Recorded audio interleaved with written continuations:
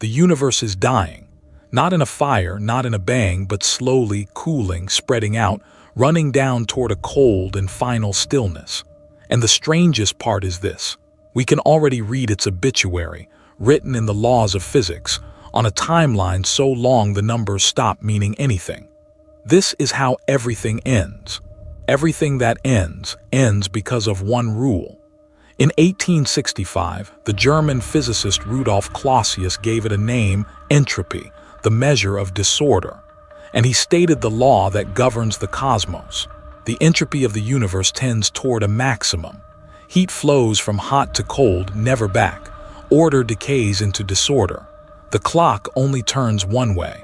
In 1852, the British physicist William Thomson, Lord Kelvin, followed that law to its conclusion. If heat always spreads out and never gathers back, then the universe must be slowly dissipating all its useful energy. One day, he realized, everything would reach the same temperature and nothing would ever happen again. He called it the heat death of the universe. Start with the nearest example. The sun is a fire and fires burn out. In about 5 billion years it will swell, then shed its layers and shrink to a dim white ember. Every star is the same, a temporary furnace, converting fuel into light and inevitably running empty. The universe is lit by fires that are all slowly going out. In 1997, the astrophysicists Fred Adams and Gregory Laughlin mapped the entire future of the cosmos and split it into ages. We live in the second one, the Stelliferous Era, the age of stars. It is the brief, brilliant chapter when galaxies blaze with light. To us it feels eternal. On the full timeline, it is barely the opening flicker, and the lights are already drifting apart. In 1998, two teams led by Saul Perlmutter, Brian Schmidt, and Adam Rees found that the universe is not just expanding. Its expansion is speeding up, driven by something we call dark energy. Distant galaxies are racing away faster and faster. The cosmos is pulling itself apart. That acceleration has a brutal consequence. One by one, distant galaxies will recede so fast that their light can never reach us again, slipping beyond a cosmic horizon, gone for good. In the far future, a night sky will hold only our own dead galaxy. Astronomers then would have no way to know other galaxies ever existed. The universe is erasing its own history. Stars are born from clouds of gas, but the supply is finite. Each generation of stars locks more matter away in dead remnants. Star formation across the cosmos already peaked billions of years ago and has been declining ever since. In a few trillion years, the last clouds will collapse into the last new stars. After that, no more will ever be born. The brightest stars die fastest, in mere millions of years. But the smallest, the red dwarfs, burn so slowly and sip their fuel so carefully that they can shine for 10 trillion years, 1,000 times longer than the universe has so far existed. They are the marathon runners of cosmic time, and they will be the last stars left burning. Picture it, roughly 100 trillion years from now, the final red dwarf flickers, cools, and goes dark. With it ends the Stelliferous Era, the age of starlight. For the first time since the universe was young, the cosmos falls dark. No new fires will ever be lit. The long night begins, and it lasts essentially forever. What remains is the Degenerate Era, a cosmos lit barely by corpses. White dwarfs, the cooling cores of dead stars. Neutron stars, city-sized and impossibly dense. Brown dwarfs that never quite ignited. And cold, dark planets drifting without suns. The galaxies still hold together, but they are graveyards now, glowing only with the faint heat of the dead. Even the graveyards do not last. Over time, chance encounters between dead stars fling some out into intergalactic space entirely, while others lose energy and spiral inward, swallowed by the giant black hole at the galaxy's heart. Across a timescale of 10 to the 19 years and beyond, the galaxies themselves dissolve, scattered to the void, or devoured from within. The white dwarfs, meanwhile, keep cooling. With no fuel and nothing to warm them, they radiate the last of their heat into space over countless billions of years, until they fade from white to red to a final, lightless black. A black dwarf, a diamond-dense cinder, the same mass as a star, giving off nothing at all. The universe has never been old enough to make one yet. And here the story turns stranger. Some theories predict that the proton itself, the building block of every atom, is not eternal. It may decay, falling apart after perhaps 10 to the 34 years or longer. Experiments deep underground, like Super Kamiokande in Japan, have hunted for that decay for decades. If it is real, then matter itself has an expiry date. If protons do decay, then the white dwarfs, the neutron stars, the black dwarfs and dead planets all slowly evaporate from within, atom by atom, dissolving into a faint drizzle of radiation and stray particles. By around 10 to the 40 years, the Degenerate Era ends. The stellar corpses are gone. The galaxies are gone. Only one kind of object is left: the black hole era. Now the cosmos belongs entirely to them, the dark, silent engines that swallowed the dead galaxies, ranging from the mass of a single star to monsters of 100 billion suns. They are the last structures in the universe, drifting through an immense, expanding, almost perfectly empty darkness. And even they are not permanent. In 1974, Stephen Hawking proved that even black holes are not truly black. They glow, impossibly faintly, with a temperature, and that glow carries energy away. Over unimaginable spans, a black hole radiates itself out of existence, shrinking ever faster until, in a final instant, it vanishes in a last burst of particles. The most permanent things in the universe are, in the end, temporary too. How long does that take? The numbers are hard to hold in your head, try anyway. A black hole the mass of the sun would take about 10 to the 67 years to evaporate.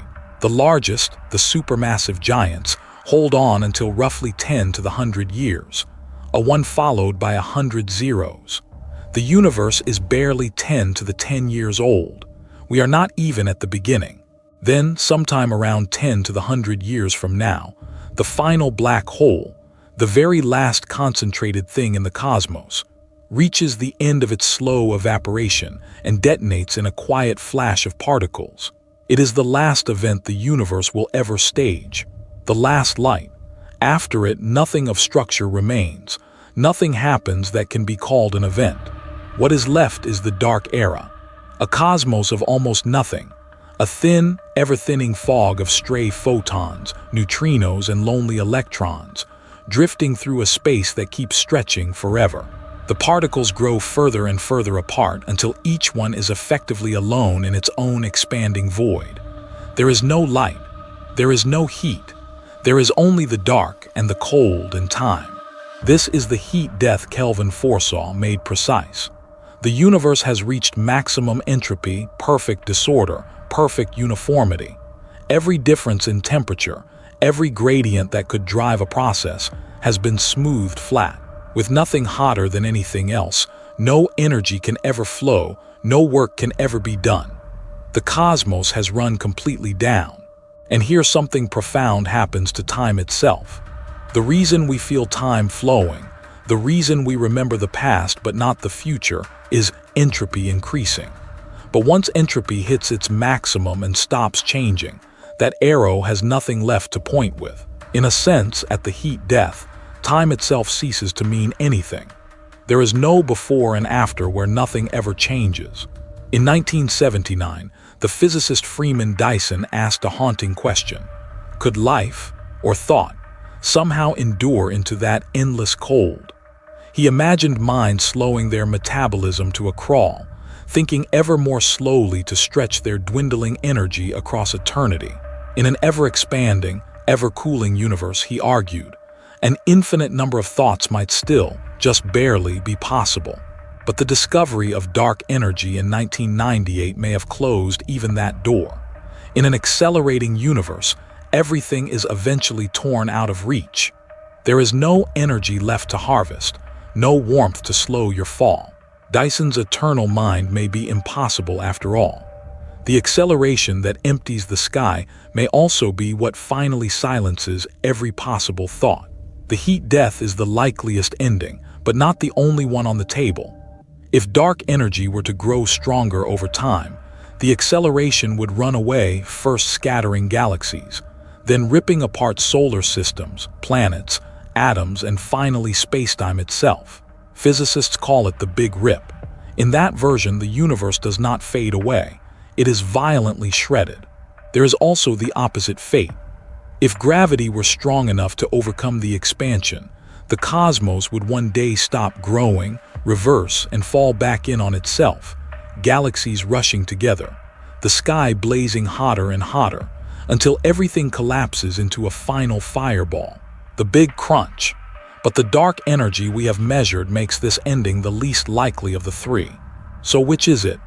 Every measurement we have of distant supernovae, of the cosmic microwave background, of how galaxies cluster, points the same way.